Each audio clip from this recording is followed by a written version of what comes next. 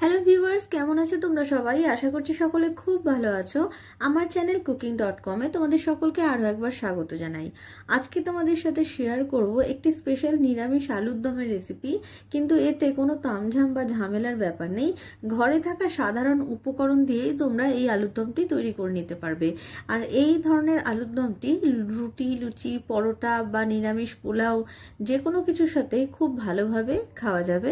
তো চলো শুরু করা যাক। কিন্তু শুরু করার আগে যদি আমার রেসিপিগুলো তোমাদের ভালো লেগে থাকে তাহলে চ্যানেলটি সাবস্ক্রাইব করে পাশে থাকার অনুরোধ রইল, আর ভিডিওটিকে লাইক করতে ভুলো না।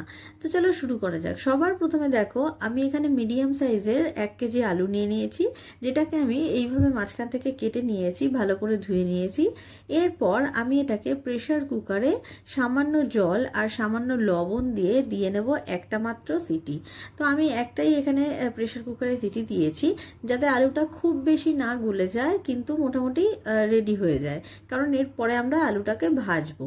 তো এখানে দেখো একটা মশলা তৈরি করে নিচ্ছি। এখানে নিয়েছি 3টে বড় মাপের টমেটো, 1.5 থেকে 1 ইঞ্চি মতো একটা আদার টুকরো, আর 6 থেকে 7টা কাঁচা লঙ্কা। এই মশলাটাকে আমরা পেস্ট করে নেব। তারপরে কড়াইতে দিয়ে দেবো সর্ষের তেল। তেলটা গরম হয়ে গেলে আমি এই ছাকা তেলে আলুগুলোকে ভেজে নেব। আলুগুলোকে হাই ফ্লেমে প্রায় 4 থেকে 5 মিনিট ভালো করে একটু লাল করে ভেজে নিতে হবে। এরপর ভাজা হয়ে গেলে আমি দেখো আলুগুলোকে তুলে নেব। তারপরে ওই তেলের মধ্যেই আমি দিয়ে দেবো গোটা জিরে, শুকনো লঙ্কা আর তেজপাতা ফোড়ন, আর যেই পিউরিটা আমরা করে রাখলাম মিক্সার গ্রাইন্ডারে সেই পিউরিটা আমরা দিয়ে দেব। আমার ফোড়ন দেওয়ার ক্লিপটা ডিলিট হয়ে গেছে, তার জন্য ক্ষমা প্রার্থী। তো দেখো, সবার প্রথমে আমি এই পিউরিটা দিয়ে ভালো করে একটু কষিয়ে নিচ্ছি।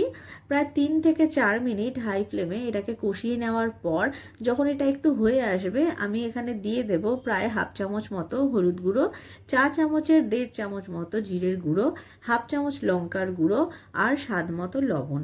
আমি এখানে লঙ্কার গুঁড়োটা 1/2 চামচ ব্যবহার করেছি, তার কারণ আমরা অলরেডি কিন্তু কাঁচা লঙ্কা ব্যবহার করেছি। তোমরা ঝাল বেশি খেতে চাইলে এখানে লঙ্কার গুঁড়োটা বেশি দিতে পারো। তো দেখো, সমস্ত কিছুকে আবার ভালো করে একটু কষিয়ে নিচ্ছি। এই সময় গ্যাসের ফ্লেমটা মিডিয়াম টু হাই রাখবে। 3 থেকে 4 মিনিট ভালো করে এটাকে একটু কষিয়ে নেবে। তারপরে এখানে দিয়ে দিলাম কাসুরি মেথি। কাসুরি মেথিটা যদি না থাকে তাহলে স্কিপ করতে পারো, এর বদলে ধনে পাতাও ব্যবহার করতে পারো, কিন্তু কাসুরি মেথিটা দিলে ফ্লেভারটা খুব ভালো আসে। এরপর দেখো 2 মিনিট মতো এটাকে নাড়িয়ে চাড়িয়ে আমি এখানে দিয়ে দিলাম জলটা তোমরা পরিমাণ বুঝে দেবে। যদি তোমরা ঝোল বেশি খেতে চাও তাহলে জলের পরিমাণটা বেশি দিতে পারো। আর দিয়ে দিলাম আমরা আলুটা, যে আলুটা আমরা ভেজে রেখেছিলাম। এরপর দেখো ভালো করে সবকিছু নাড়িয়ে চাড়িয়ে নিচ্ছি। যদি মিষ্টি মিষ্টি ভাব পছন্দ করো তাহলে এই সময় এখানে একটু চিনি দিতে পারো সামান্য। তো যাই হোক, ভালো করে দেখো এটা আমি ঢাকা চাপা দিয়ে দিচ্ছি। এবার 4 থেকে 5 মিনিট মতন এটাকে মিডিয়াম আছে ভালো করে ফুটিয়ে নেব, যাতে করে আলুর ভেতর পর্যন্ত মশলাটা ভালো করে ঢুকে যাবে। ভালো করে ফুটে গেছে। এখন আমি দিয়ে দেবো দেখো গরম মশলা গুঁড়ো সামান্য, এরপরে দেবো জায়ফল গুঁড়ো। যদি জায়ফল না থাকে তাহলে স্কিপ করতে পারো।